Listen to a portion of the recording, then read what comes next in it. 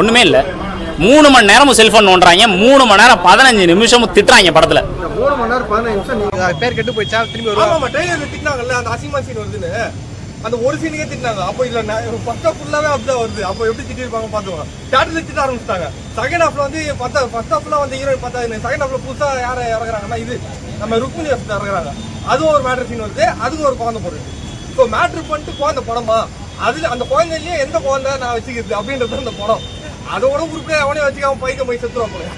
புனையே தான் யாஸ் பண்றாரு. ஒன்று மேட்ரு, ஒன்று கம்பெனிக்குது, ஒன்று சரக்கடிக்குது. இது தவிர வந்து அவர் எதுவும் பண்ணுறது, அப்புறம் துப்பாக்கி போடுறது. இதுதான் முக்கியமான ஒரு. இதை வச்சு நீங்க வந்து எப்படி ஒரு கதையை எடுத்தீங்கன்னு எனக்கு தெரியல. இது வந்து போட்டு பார்த்து நார்மலா ஒரு ட்ரையாங்கிள் பண்ணியிருக்காங்க. என்னன்னா, துப்பாக்கி எடுத்து சுடுறாங்க, குடிக்கிறாங்க, பொண்ணுங்கள்ட்ட போறாங்க. துப்பாக்கி எடுத்து சுடுறாங்க, குடிக்கிறாங்க, பொண்ணுங்கள்ட்ட போறாங்க. ஒரு டேரக்டர் இல்ல, சாதா மனுஷன் பார்த்தனால இந்த படம் வேலைக்கு அவன் சொல்லுவான். பிடிச்ச ஆடியன்ஸ் 2 பேர் இருக்கானா, பிடிக்காத ஆடியன்ஸ் 98 பேர் இருப்பான்ல. இதுல 100 பேருக்குமே படம் முடியாது. சொன்னீங்க பாத்தீங்களா, படத்துல அவங்க பேச இவங்க கூட பேசுறாங்க. அவங்க வந்து இப்போ ஒரு எக்ஸாம்பிள் சொல்றேன். படத்துல வந்து நான் என்னதான் தப்பு பண்ணேன் அப்படின்னு கேட்டாங்கன்னா, அந்த படத்துக்கு புக் பண்ணாதான் தப்பு பண்ணேன்னு இங்க இருந்து கமெண்ட் பண்றான். கேஜிஎஃப்ல ஒரு நல்ல பேர் இருந்துச்சு, இந்த திட்டிருந்தாங்க. கடைக்கு கூட்டு வரும்போது பரிசியா கடை இருக்கும். இந்த கடையில சாக்லேட் வாங்கி கொடுத்துருவாங்க, இந்த கடையில சாக்லேட் வாங்கி கொடுத்துருவாங்க, இந்த கடையில சாக்லேட் வாங்கி கொடுத்துருவாங்கன்னு சொல்லிட்டு கடைசியில சாக்லேட்டே உனக்கு கடை வராங்கிறாங்களா, அந்த மாதிரி தான் நான் உட்காந்துருந்தேன். இந்த சீன் நல்லா இருக்கும், இந்த சீன் நல்லா இருக்கும், இந்த சீன் நல்லா இருக்கும்னு என்ன நானே தேத்திக்கிட்டு இருந்தேன். எந்த சீனுமே நல்லா இல்லைங்கிறத 3 மணி நேரம் 15 நிமிஷத்துல அந்த ஒரு கிராண்ட் சொல்லுவாங்க பாத்தீங்களா, விஷுவலா கிராண்டா இருக்கு. அந்த ஃபங்க்ஷன் வைக்கிறாங்க. நீங்க டைரக்டர் சொல்றாங்க குடும்பத்தோட வந்து பாருங்கன்னு. டைரக்டர் குடும்பமே படத்தை பார்க்குமாங்கிறது எனக்கு சந்தேகம் தான். அந்த அளவுக்கு தான் இருக்கு. பிஜிஎம், சினிமாட்டோகிராஃபி, கலர் கிரேடிங், பிஜிஎம்ங்கிறது நிறைய விஷயங்கள் வந்து ரொம்பவே நல்லா பண்ணியிருக்காங்க. செட்டிங்கான விஷயம் எல்லாமே சூப்பராக பண்ணியிருக்காங்க. கேரக்டர் பெர்ஃபார்மன்ஸும் சரி சூப்பராக பண்ணியிருக்காங்க. யாஷ்லாம் உயிரை கொடுத்து நடிச்சிருக்காரு. நயன்தாரா, ஹிமா குரேஷ்லாம் எல்லாமே நல்லா நடிச்சிருக்காங்க. இவ்வளோ டெக்னிக்கலி நல்லா இருந்து, கேரக்டர் பெர்ஃபார்மன்ஸும் நல்லா இருந்து, படத்தில் என்ன பிரச்சனை பார்த்தா ஸ்டோரி அண்ட் ஸ்க்ரீன் பிளேவை ரொம்பவே எடுத்துட்டாங்களோ அப்படின்னு ஒரு ஃபீல் இருந்துச்சு. ஏன்னா இவ்வளோ நல்லா அமையிறது, டெக்னிக்கலி அமையிற படம் ரொம்பவே கம்மி தான். அப்படி இருந்தும் இந்த விஷயத்தில் 3.25 மணி நேரம் தான் அந்த படத்தை எடுத்தே ஆகணும் டேரக்டர் இருந்துட்டாங்களா என்னன்னு தெரியல. இது வந்து ஒரு வில்லனுக்கான படம். அவர் வந்து ஒரு பைத்தியகாரமாக தான் இருக்கிறார் படம் ஃபுல்லாகவே. அவருக்குண்டான ஒரு பயோகிராஃபியை நான் ஏன் 3.25 மணி நேரம் உட்காந்து பார்க்கணும் அப்படின்னு ஒரு கண்டிப்பாக ஒரு ஃபீல் வரதா செய்யுது. இந்த படம் வந்து டெக்னிக்கலி இவ்வளோ ஸ்ட்ராங்காக இருந்தாலும் இந்த ஸ்டோரி அண்ட் ஸ்க்ரீன் பிளே கொஞ்சம் பெட்டராக பண்ணியிருந்தா நல்லா இருந்திருக்கும் அப்படின்னு தோணுச்சு.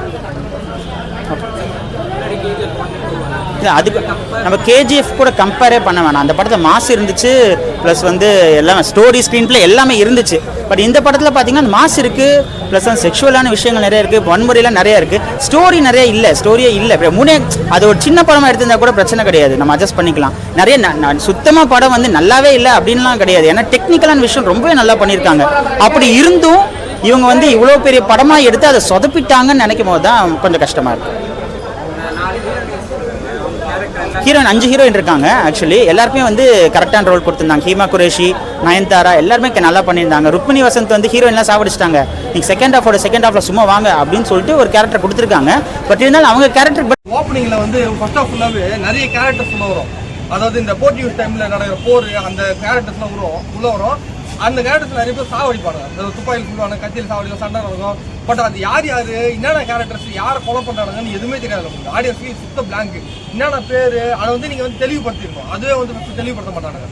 ஸோ ஒரு என்ன எப்படி நவுறுது படம்னு தெரியாமல் ஒரு ஃப்ளோலியாக வந்து ஆக்ஷன் போடுறது அப்படி இப்படி போயிடும். நடுவில் இந்த நயன்தாரா வரும், இது கேரா தோனி வரும் சொல்லிட்டு ஒரு எமோஷன் எதுவுமே செட் ஆகாத மாதிரி ஆடியன்ஸ் டோட்டலாக டிசப்பாயிண்ட் ஆகிட்டு எப்படா இன்ட்ரோல் வரும் அப்படின்ற மாதிரி எடுத்துன்னு போயிட்டாங்க. ஸோ இது வந்து டோட்டலாக வந்து யூஸ்லெஸ்ஸாக செட் ஆகாத மாதிரி ஒரு படம் எடுத்துன்னு போயிட்டாங்க. 3 மணி நேரம் உட்கார முடியல, ஃபர்ஸ்ட் ஹாஃபே வர முடியல. நீங்கள் 3 மணி நேரத்துக்கு போயிட்டீங்க. ஃபர்ஸ்ட் ஹாஃப் அந்த 1.5 மணி நேரமே வந்து எல்லாரும் வந்து ஓப்பனாக கத்த ஆரம்பிச்சாங்க. இன்டர்வல் போகிறோம். நாங்கள் அது லைவ் எக்ஸ்பீரியன்ஸ் பண்ணோம். ஸோ அந்த இன்டர்வல் எக்ஸ்பெக்ட் பண்ணதுனால படத்தில் சுத்தமாக இது இல்லை. அந்த என்ட்ரி சீன்லேயே நான் சொல்லிட்டேன்.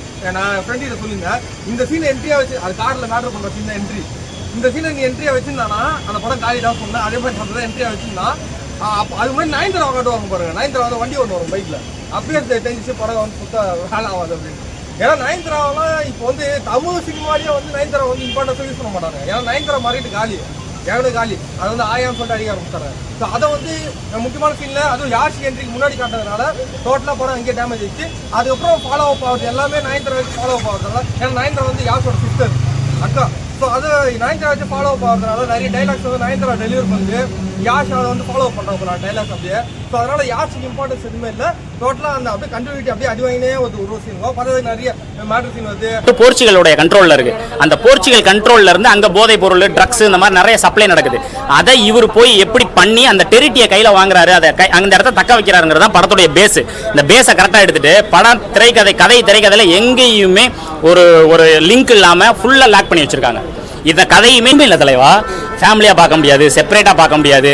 நீங்க படத்தை நீங்க ஒரு 3 நீங்க நல்லா யோசிச்சு பாருங்க. நீங்க சாதாரண ஒரு மனுஷனா யோசிங்க. 3 மணி நேரம் 15 நிமிஷம் ஒரு படத்தை ஆக்குபை பண்ணணும். ஒரு தியேட்டர்ல ஒருத்தனை உட்கார வைக்கணும், செல்போன் நோண்ட வைக்கக்கூடாது, எந்திரிச்சு போக வைக்கக்கூடாது. அப்படின்னா படத்துல உயிரோட்டம் இருக்கணும். ப்ரூவ் பண்ணிட்டாங்க. ஃபைட் ஓகே தான், ஃபைட்னா அதான் நான் சொல்றேன். விஷுவலா நீங்க ஃபைட் ஏன் பிடிக்குது, விஷுவலா உங்களுக்கு பிடிக்கிறதுனால பிடிக்குது. தளபதி படத்தில் வர எல்லா ரெஃபரன்ஸ் கேமராவையும் வச்சிருக்காங்க. ஒரு க்ளோஸ் அப் ஷாட்டு, ஒரு பிளர் ஆங்கிள் ஷாட்டு, ஒரு வைட் ஆங்கிள் ஷாட்டு, அதுக்கப்புறம் பார்த்தீங்கன்னா அந்த ஒரு ஃபேஸில் ஒரு எமோஷனை கொடுக்கறதுக்காக ரொம்ப க்ளோஸ் அப்பில் ஒரு ஆப்ஜெக்ட்டை கவர் பண்ணுறதுக்கு ஒரு ஷாட் வச்சிருக்காங்க. இந்த மாதிரி தான் படம் எடுத்து வச்சிருக்காங்க. எடிட்டிங் ரொம்ப ஃபஸ்ட்டு, மியூசிக் அதை விட ஃபஸ்ட்டு. மியூசிக்லாம் காதை வந்து அப்படியே சாவடிக்குது, அந்த அளவுக்கு இருக்கு மியூசிக். தலைவா உண்மையாலுமே எதுவுமே நல்லா தலைவா, ஏதாச்சும் நல்லா இருந்தால் நல்லா இருக்குன்னு சொல்லிடுவேன். இப்போ இந்த அளவுக்கு தான் படம் இருக்கு. நீங்க இப்படி ஒவ்வொரு டைலாக்கும் பண்றான். ருக்மணி வசந்தெல்லாம் வந்து படத்துல எதுக்கு வராங்க யஷோட வந்து குழந்தை பெற்றுக்கிறாங்க. எதுக்கு அந்த படத்துக்கு இந்த பொண்ணு வந்து வந்துச்சுன்னு எனக்கு சத்தியமா தெரியல. அந்த பொண்ணை தான் கூப்பிட்டு கேட்கணும், எதுக்குமா அதை ஒத்துக்கிட்டேன். இதுல வேற பிரம்மாண்டமா வந்து ஸ்டேஜ் போட்டு உங்களுக்கு ஆடியோ ரேட்டிங் 5க்கு 2 தருவேன். ரீசன் என்னன்னா Yashoda separate performance okay fine. Because என்னன்னா மெச்சூரிட்டி தெரியுது ராக் ஸ்டாருங்கிறதுனால. பர்ஃபார்மன்ஸ் நல்லா இருக்கு, விஷுவல் நல்லா இருக்கு. அதுக்காக மட்டும்தான், மற்றபடி எல்லாமே 0 தான், ஒன்றுமே கிடையாது. Thank you so much.